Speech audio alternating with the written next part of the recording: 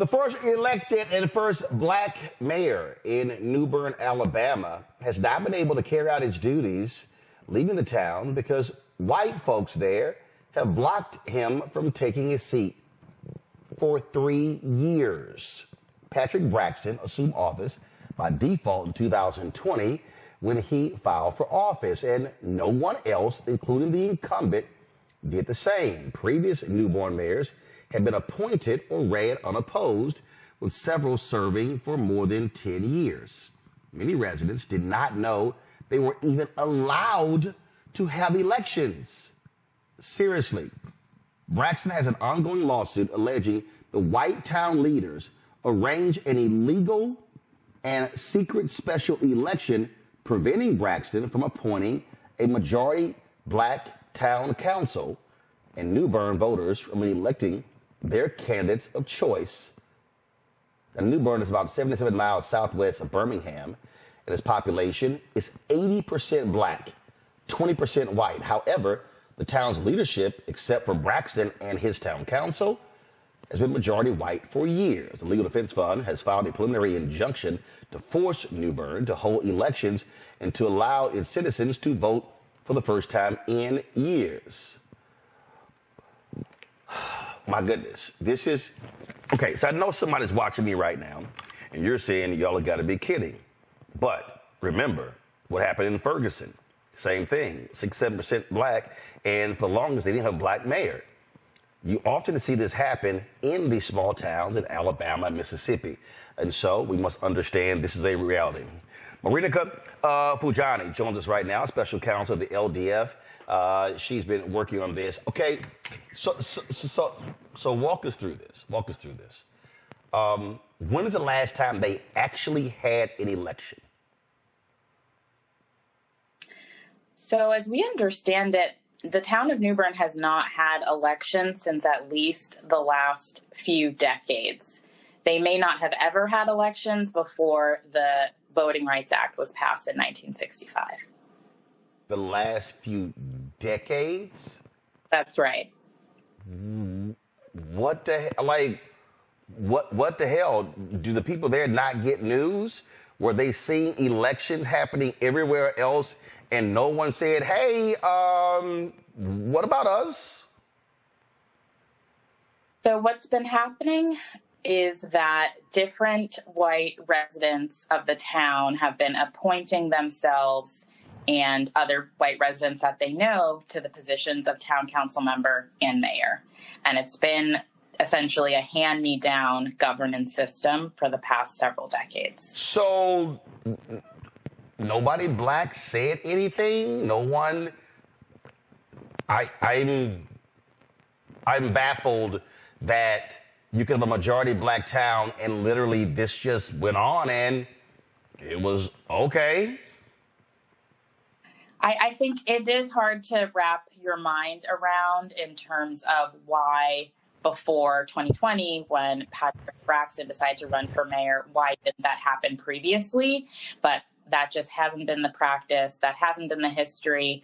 And also remember that this town is quite segregated. So the black people in the town live in a different part of town, and they have basically tended to take care of themselves by themselves without help of the official town governance.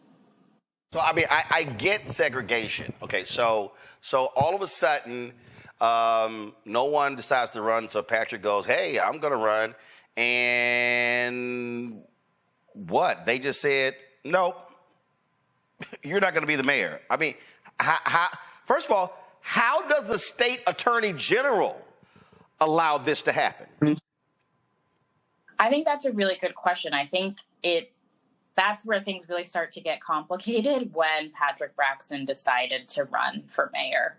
At first, the outgoing mayor did not give him the proper information to qualify for a candidate of mayor, but Mr. Braxton was very intent on running and did the research that he needed to do so that he could still qualify. And then I think the problems really began not only after he decided to run, but it was really after he recruited other residents, and then it was only Black residents who decided to serve on his town council, that the outgoing white power structure decided that they wanted to put a stop to that. How large is this town's budget? What do they actually control? What are they in charge of? Well, Newbern is quite a small town that probably has between 200 to about 350 residents. There's the town post office, there's a town hall, there are a few other municipal buildings, but it's really quite small. So I don't actually think that this dispute is about getting a lot of access to town funds. It seemed to be more about holding on to those vestiges of power and trying to maintain that white-dominated town governance. So since this happened, have the Black folks there woken up? Have they realized that, man, we've been getting screwed all these years and we now want justice? We want this to be done the right way? I think since Mayor Braxton decided to run, since he recruited his town council members, since all of the media attention and the lawsuit, I think it has really changed the conversations that are happening in the town of Newbern, and it's making the residents really think about, for the first time, having a town government that serves them. So where do we stand right now? Is Braxton, is he in office? What's going on? Where we stand right now is that who the lawful mayor is and who the town council is in dispute, and it's really what the centerpiece of the lawsuit is. And we have a hearing on May 6th that is really going to go to the core of determining who the right mayor and town council should be, and also making the town of Newbern hold elections. Is this in state court? Is this in federal court? That's in federal court in the Southern District of Alabama. Have y'all heard anything from the state? From the town defendants? No. From State Secretary of State, from State Attorney General, from the governor. No. Is there where Newbern is I'm sure there's a county government there. So any of the county officials, how about the state rep or the state senator, the member of Congress that represents that area? Anything? They haven't been in touch with the Legal Defense Fund, but maybe they've been in touch with Mayor Braxton directly. Wow. It is just stunning that we can be in 2024 and these folks, they're located in the Black Belt, are still trying to actually elect their own mayor in leadership. Right, absolutely. That's just wild. So you said the hearing is May 6th? Yes, that's right. All right. Well, we certainly will be paying attention to see what happens. Thank you. All right. We appreciate it. Thanks a lot. Matt Manning, civil rights attorney out of Corpus Christi. He joins us. Also, Caleb Bethea, communication strategist, joins us as well. Michael Imhotep, host of the African History Network show out of Detroit. Matt, this is absolutely crazy, bro. This is insane. Yeah, this is not only insane. I thought that there had to be some weird issue with the maybe city ordinances or the codes. So actually, while you were speaking with the attorney, I read the Alabama law because I was just confused. And basically, in most states, they have a whole section of law that relates to municipalities and corporations and basically how cities and towns are incorporated and what their powers are, all of that. So Newbern would be a Class 8 municipality in the state of Alabama.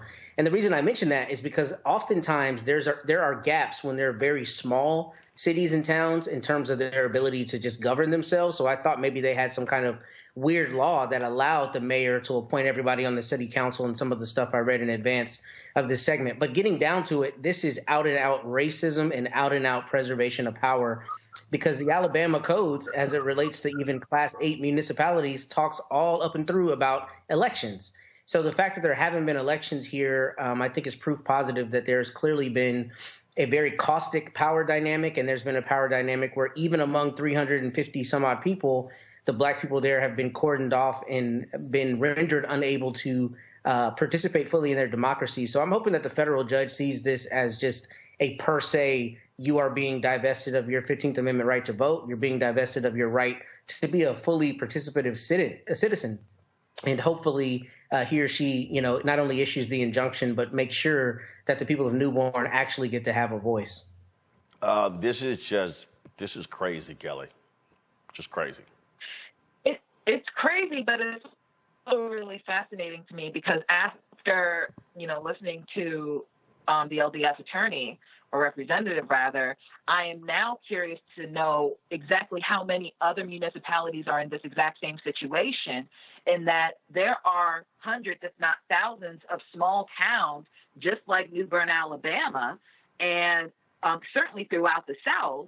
I wonder just how many are in a similar or exact same predicament, in that there are no elections because the town is so small. And, I'm assuming the demographic is relatively older. Usually small towns of this size, we're talking about people who have been there their entire lives, don't really, venture out and then come back. We're talking about people who have been there and have stayed there their entire lives, residents who, are pretty much used to how things are and aren't necessarily exposed to how things can be or are currently in the rest of the state, rest of the country, and beyond. So I think certainly the white residents of Newbern know and take advantage of that. And not only is that disgraceful, I think it really does need to be explored by the DOJ, because this is, in my opinion, an even bigger issue. Michael. Yeah, Roland, I know some people act surprised by this, but this doesn't surprise me at all, especially if you understand the history of Alabama. No, you look at the Alabama State Constitution in 1901, okay, that codified white supremacy. And that's not me saying that. That's the Encyclopedia of Alabama. When you go research it, they instituted poll taxes and literacy tests to suppress the African-American vote. When you go back and look at the lawsuit of Gomillion versus Lightfoot, 1961, this was to fight against the gerrymandering that the state of Alabama was doing in Tuskegee, Alabama, and locking out almost all of the African-American voters and bringing in to this district poor white voters. And Tuskegee, Alabama had a higher literacy rate than the surrounding white counties, largely because of Tuskegee Institute. But Michael, yeah. No. I mean, first of all, you go through the civil rights movement, the Black freedom movement. You got what happened in Selma. You got what happened in Birmingham. You get the Voting Rights Act of 1965. There are only 77 miles from Birmingham. Yeah, I'm a little surprised you don't have an election since 1965. I mean, that's we ain't say 1985, 1995, 1965. Well, Roland, January 6, 2021, you had a group of domestic terrorists to try to overthrow the government. No, I understand that. But an 80% black town, 20% white, not having an election since the 60s. Yeah, that's that's still shocking. I'm not saying it's right. No. I'm saying again, what? There's no news this is sort of like the Japanese soldier, who they found 30 years later, didn't realize the war was over. I just don't understand how people living in this town got no news about any election anywhere else in the country and was like, damn, we ain't had one since 60-something.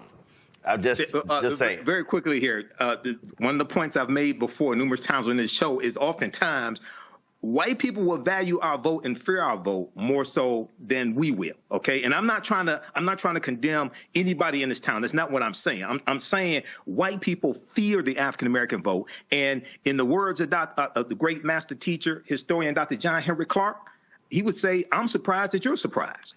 This does not surprise me. Since the 60s, yeah, it surprises me. All right. Be sure to follow us here on our Facebook fan page, The African History Network, my YouTube channel, Michael Imhotep, IMHOTEP.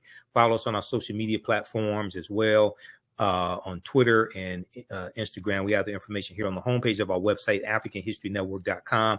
You can also register for the 10-week online history course that I teach, where we deal with thousands of years of history and what leads up to the transatlantic slave trade taking place. This is a class that I created the curriculum. I've been teaching it since 2017, on and off. Ancient Kemet, the Moors, and the Ma'afa, understanding the transatlantic slave trade, what they didn't teach you in school. So the class is discounted to $60. We're going to do about 12 class sessions, including the first session, which was an overview. We have the class lesson plan here for all 10 or 11 class sessions as well. So you can see the type of content that we cover. You can download the class lesson plans here as well.